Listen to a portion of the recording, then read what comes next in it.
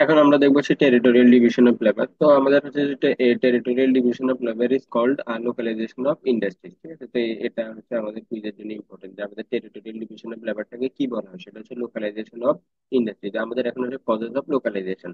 তো লোকালাইজেশনের কজেস গুলো কি কি? লোকালাইজেশনের কজেস গুলোর মধ্যে ফার্স্টে আছে নিয়ারনেস অফ হচ্ছে র ম্যাটেরিয়াল, তাই না?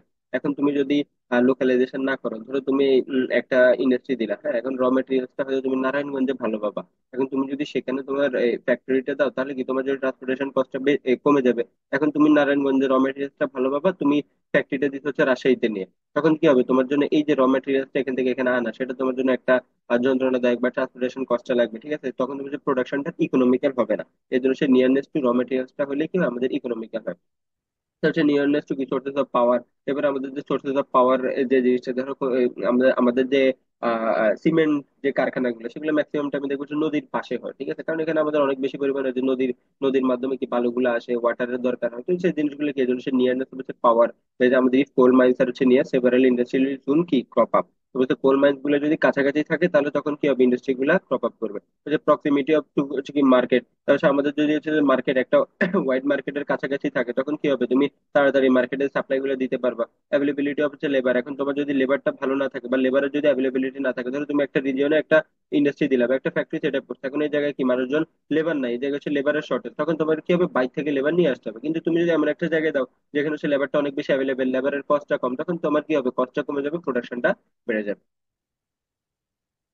তারপর আছে অ্যাভেলেবিলিটি অফ ক্যাপিটাল। এখন তোমার হচ্ছে ক্যাপিটালটা অনেক অনেক বেশি পরিমাণে ইম্পর্টেন্ট, হ্যাঁ না?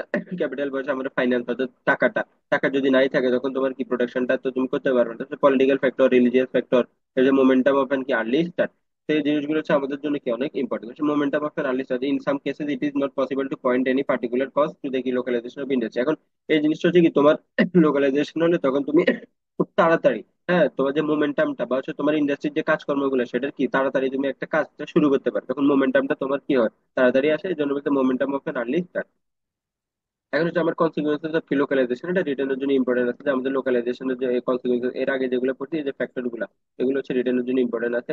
এখন হচ্ছে কনসিকুয়েন্সেস কি কি লোকালাইজেশনের জন্য, তো আমাদের অনেকগুলো হচ্ছে অ্যাডভান্টেজ আমরা পাই, যেমন অ্যাভেলেবিলিটি অফ লেবার, হচ্ছে ক্যাপিটাল, র ম্যাটেরিয়ালস, এগুলো। এরপর benefit of specialist transport, subsidiary industries, technical journal, association etcetera. তো এই সবগুলো কি, এই সবগুলো এত এত যে বেনিফিট গুলো আমরা পাচ্ছি, বেনিফিট গুলোর কারণে আলটিমেটলি কি আমাদের লোকালাইজেশনটা হয়।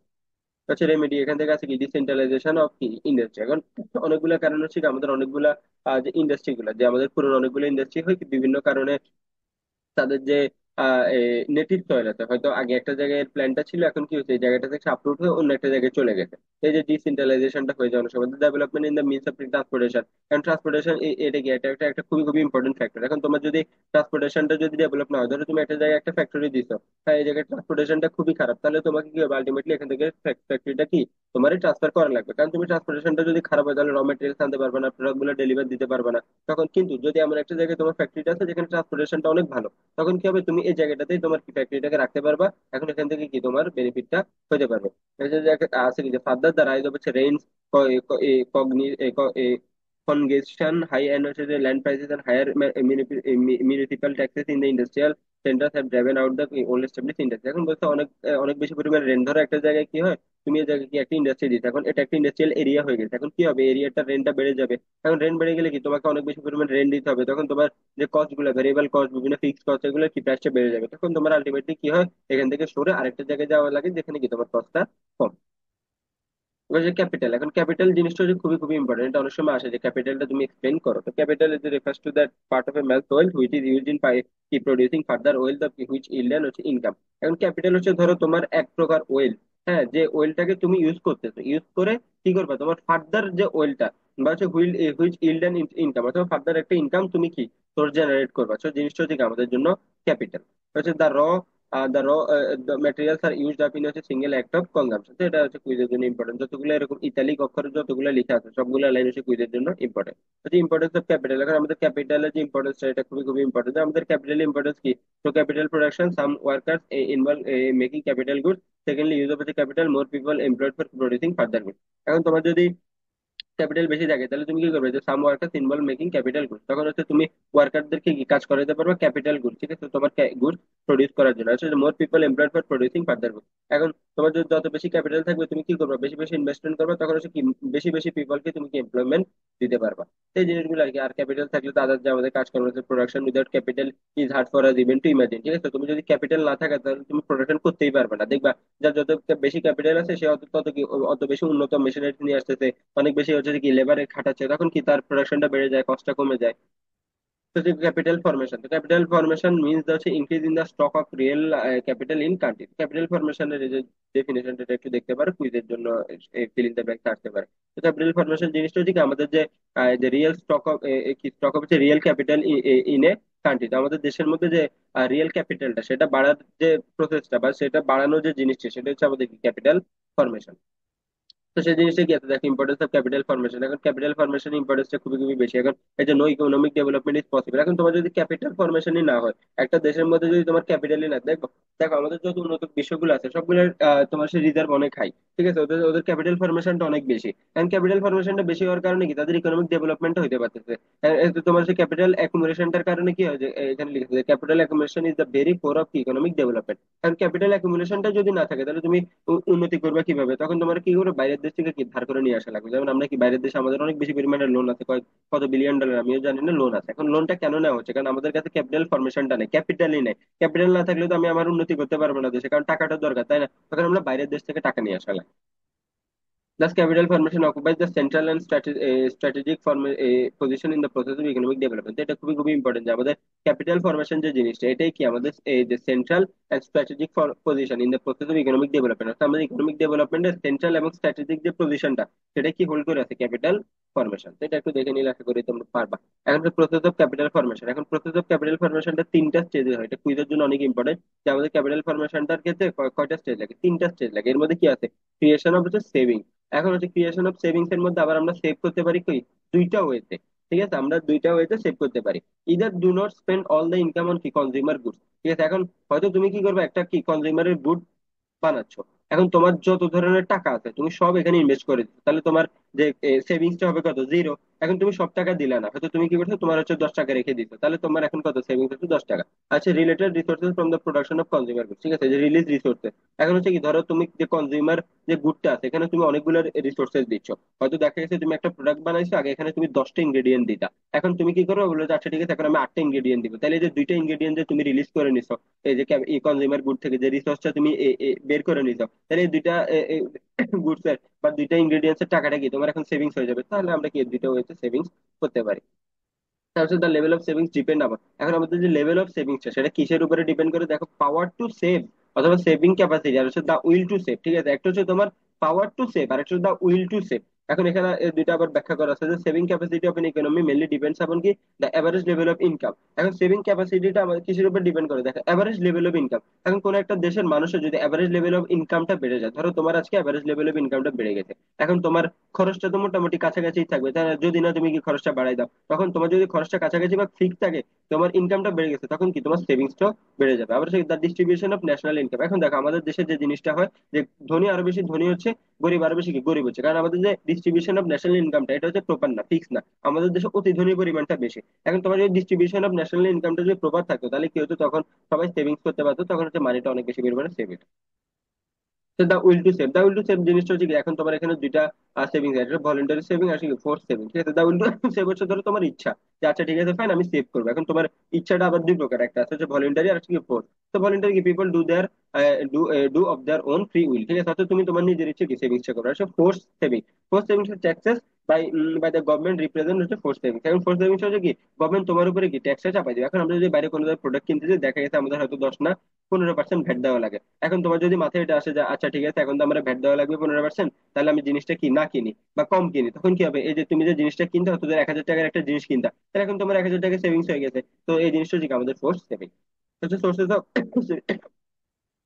সরি, তো সোর্সেস অফ সেভিংস দেয়ার আছে থ্রি সোর্সেস অফ সেভিংস। তো এই যে এটা কুইজের জন্য আসে এগুলা, মানুষ এটা ব্যাখ্যা করতে হবে রিটার্নের জন্য যে সোর্সেস অফ সেভিংসটা কি তুমি ব্যাখ্যা করো। তো আমাদের কি কি সোর্স আছে, ইন্ডিভিজুয়াল সোর্স আছে, এন্টারপ্রাইজেস আছে আর কি গভর্নমেন্ট আছে। তো এই তিনটা একটু দেখে যাবা।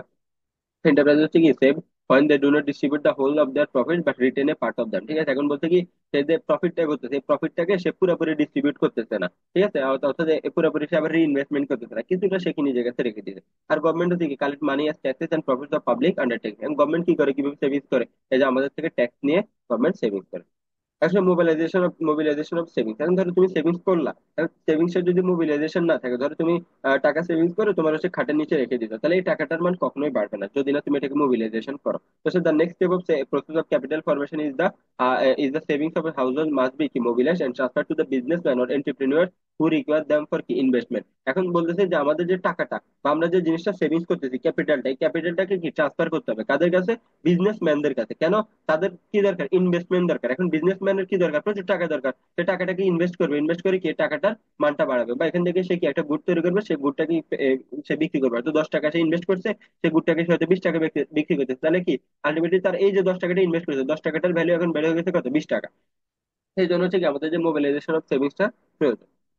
Investment of savings in real capital, এখন হচ্ছে আমাদের এই যে আমাদের যে সেভিংসটা আছে সেটাকে কি আমরা রিয়েল ক্যাপিটালে ইনভেস্ট করবো। তো এখানে লিখে আছে যে marginal efficiency of capital depends upon, এই তিনটা পয়েন্ট একটু দেখে রাখতে পারো রিটার্নের জন্য, যে আমাদের মার্জিনাল এফিসিয়েন্সিটা কিসের উপর ডিপেন্ড করে, কস্ট আর কি সাপ্লাই প্রাইস অফ ক্যাপিটাল, এই যে আমাদের ক্যাপিটালের যে সাপ্লাই প্রাইস সেটা, এক্সপেকটেশন অফ প্রফিট, আর কি size of the market for goods. এই তিনটা জিনিসের উপর কি আমাদের মার্জিনাল এফিসিয়েন্সিটা ডিপেন্ড করে। ফরেন ক্যাপিটাল জিনিসটা একদম ইজি। যে foreign capital direct private investment from কি ফরেন, তা তো দেখা যাচ্ছে একজন ফরেনার ডাইরেক্ট তোমার কি প্রাইভেট ইনভেস্টমেন্ট দিছে, লোনস আর কি গ্র্যান্ট করেছে ফরেন গভর্নমেন্ট। অনেক সময় দেখা যায় কি আমরা ফরেন গভর্নমেন্ট থেকে লোন নেই, আসলে লোন বাই ইন্টারন্যাশনাল এজেন্সি। এখন ধর ইন্টারন্যাশনাল যে এজেন্সি গুলো, ওয়ার্ল্ড ব্যাংক, আইএমএফ, আইডিবি, মোটামুটি আমাদের এই যে তিনোটা থেকে দেখা গেছে কি আমাদের লোন নেওয়া। তারপর আছে কি আমাদের এন্টারপ্রেনিউর আর কি পিপল, এটা তো আশা করি সবাই জানো। তো এই জিনিসটা একটু ইম্পর্টেন্ট আছে রিটেলার জন্য, এন্টারপ্রেনিউর জিনিসটা কি সেটা ব্যাখ্যা করো। তো এটা কি, who organize their productive resources to make good and services, ঠিক আছে, এটা হচ্ছে উদ্যোক্তা।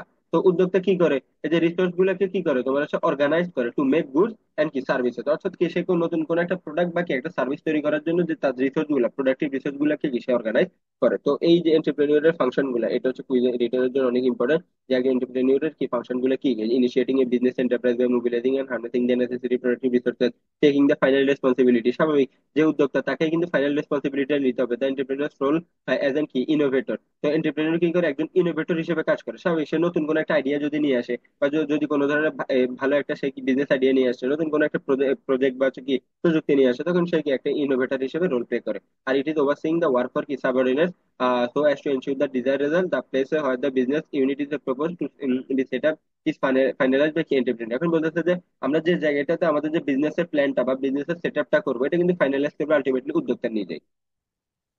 এখন হচ্ছে ওনারশিপের যে টাইপ গুলো আছে, ঠিক আছে, the ownership pattern of business may be classified into 5 form. এটা খুবই খুবই ইম্পর্টেন্ট যে আমাদের ওনারশিপের ফর্ম গুলো কি কি। এটা অনেক বেশি পরিমাণে আসে, আর এটা কুইজের জন্য ইম্পর্টেন্ট যে আমাদের ওনারশিপের যে ফর্ম গুলো সেটা কয়টা ফর্মে আছে, এটা 5টা ফর্মে আছে। এর মধ্যে আছে কি আমাদের ইন্ডিভিজুয়াল ওনারশিপ, যদি তুমি নিজে তোমার মালিক হও তাহলে কি একটা ইন্ডিভিজুয়াল ওনারশিপ।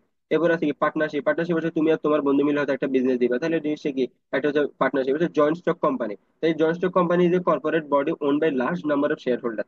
আমরা যে জিনিসগুলো দেখি বড় বড় কোম্পানিগুলোতে বলা হয় না যে আমি এই কোম্পানি একটা শেয়ার হোল্ডার, অনেকগুলো শেয়ার হোল্ডার থাকে, ঠিক আছে, তাহলে এটা হচ্ছে অনেক বড় একটা কোম্পানি যেখানে হচ্ছে large number of share holder থাকে এন্ড ম্যানেজ বাই কি বোর্ড অফ ডিরেক্টর। তো দেখা যায় যে শেয়ার হোল্ডার যদি থাকে তখন এরকম একটা বোর্ড অফ ডিরেক্টর থাকে, ঠিক আছে, শেয়ার হোল্ডারদেরকে নিয়ে। এখান থেকে হচ্ছে শেয়ার হোল্ডাররা ইলেক্ট করে সেই বোর্ড অফ হোল্ডার। তো ওখানে আমাদের এই বড় বড় কোম্পানিগুলোতে যদি দেখো তোমরা এটা শুনে থাকবে, বা হচ্ছে মুভিতে অনেক সময় দেখবে যে শেয়ার হোল্ডাররা কি ইলেক্ট করে একজন বোর্ড অফ ডিরেক্টর। হচ্ছে corporate enterprise, the term corporate implies in the কি self help made effective through mutual help. The philosophy behind corporate movement embodies in its slogan called all for each for all. এখন corporate enterprise হচ্ছে এখানে একটা slogan আছে যে all for each for all. এর জিনিস হচ্ছে কি, মানে একে অপরকে সাহায্য করার মাধ্যমে আর কি তুমি একটা কি এন্টারপ্রাইজ তৈরি করে ফেলছো। এটা হচ্ছে কোঅপারেটিভ এন্টারপ্রাইজ। আচ্ছা স্টেট এন্টারপ্রাইজ, স্টেট এন্টারপ্রাইজ হচ্ছে যদি আমাদের অনেক সময় অনেকগুলো থাকে না যে স্টেট ওন্ড কিছু তোমার ব্যাংক থাকে, বা স্টেট ওন কোনো অর্গানাইজেশন থাকে, স্টেট ওন কোনো একটা জিনিস যদি থাকে, তাহলে সেটা হচ্ছে কি আমাদের state enterprise. Control by local state আর কি সেন্ট্রাল গভর্নমেন্ট। যদি গভর্নমেন্টের মাধ্যমে এটা কি কন্ট্রোল হয়, লোকাল হোক স্টেট হোক সেন্ট্রাল হোক, তখন সেটা হচ্ছে আমাদের স্টেট এন্টারপ্রাইজ। তো এই জিনিসটা খুবই খুবই ইম্পর্টেন্ট রিটেলের জন্য। প্লাস এখানে এই যে কয়টা ফর্ম আছে সেটা 5টা, রিটেলের জন্য এটা হচ্ছে কুইজের জন্য ইম্পর্টেন্ট। তো এই জিনিসটা দেখে যাই আশা করি। তো এখানে আসলে আমাদের শেষ আজকের লেকচার।